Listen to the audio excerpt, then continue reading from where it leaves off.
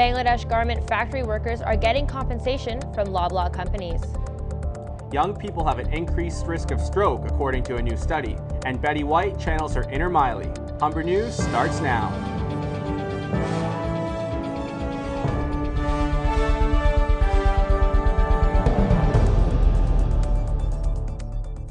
Hello, it's Thursday, October 24th. Welcome to Humber News.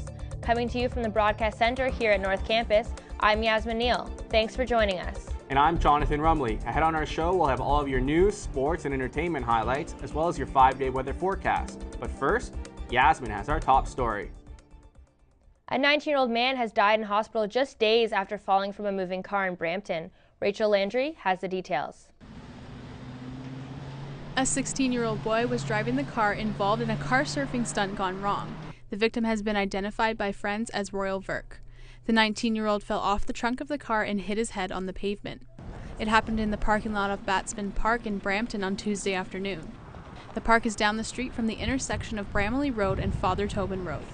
Officer Howie Payton from Toronto Police says people need to think more critically about the consequences of dangerous stunts. There's a reason we harp on people to put their seatbelts on in cars and not to attach themselves to the outside of vehicles, whether it's on a skateboard or whether it's on the vehicle itself.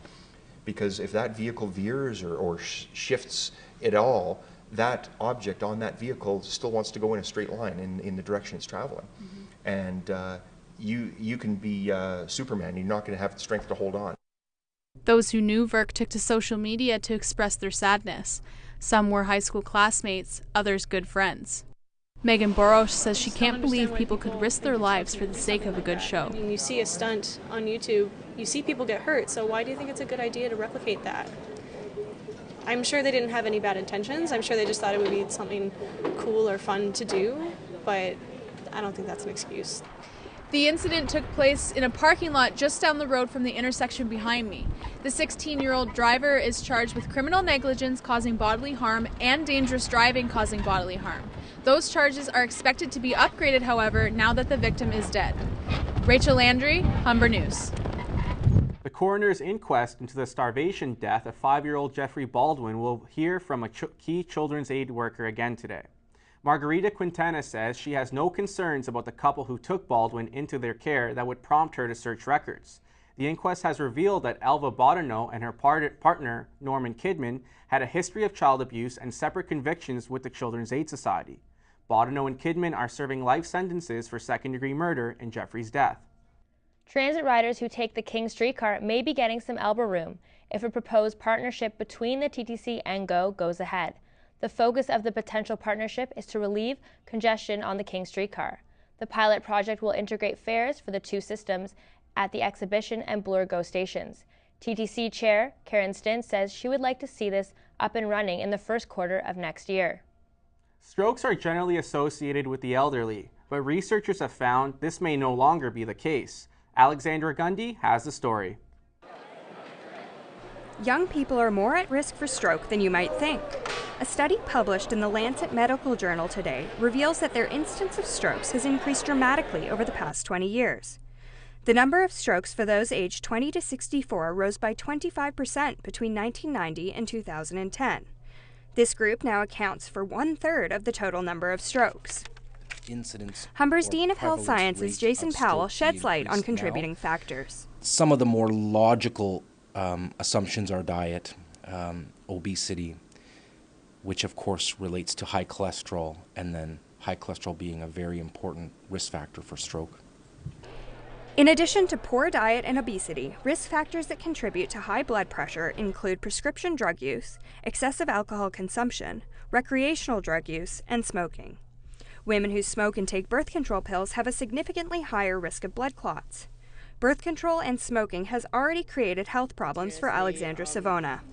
I have to continuously switch birth controls because one's not good while I'm smoking, or it's more of a risk of getting cervical cancer. There's a lot more risks, definitely. While you certainly can't control your age, if you exercise, maintain a healthy diet, and quit smoking, your risk of stroke and heart disease will reduce significantly. And in other interesting and related news, the Journal of the American Medical Association released a report earlier this week that finds that getting a flu shot actually cuts risk of stroke by half in people with a history of heart disease. Just something to keep in mind as we head into flu season. Alexandra Gundy, Humber News. And in other news about health and diet, here are some findings about kids. A study by Public Health Ontario shows that food items on Canadian kids' menus may be some of the worst. It says that meals in Canada contain the highest sodium content and second highest amount of calories compared to other countries studied. The study looked at nutritional content in kids' menus in 4 leading fast food restaurants across Canada, Australia, New Zealand, the UK, and the United States. It shows the average kids' meal item contains 203 calories. The average amount of sodium in each food item was 390.5 milligrams. That's just over 25% of the recommended daily intake. And it's the last ride for a legend today, sort of. If you've never been on the Maid of the Mist at Niagara Falls, you may have missed your chance. The Maid of the Mist will make its final Canadian voyage today. The last trip sets sail just before 5 p.m. The ferry has run for 167 years at the iconic waterfall. Hornblower Niagara Cruises, a California-based company, is expected to take over the service next spring.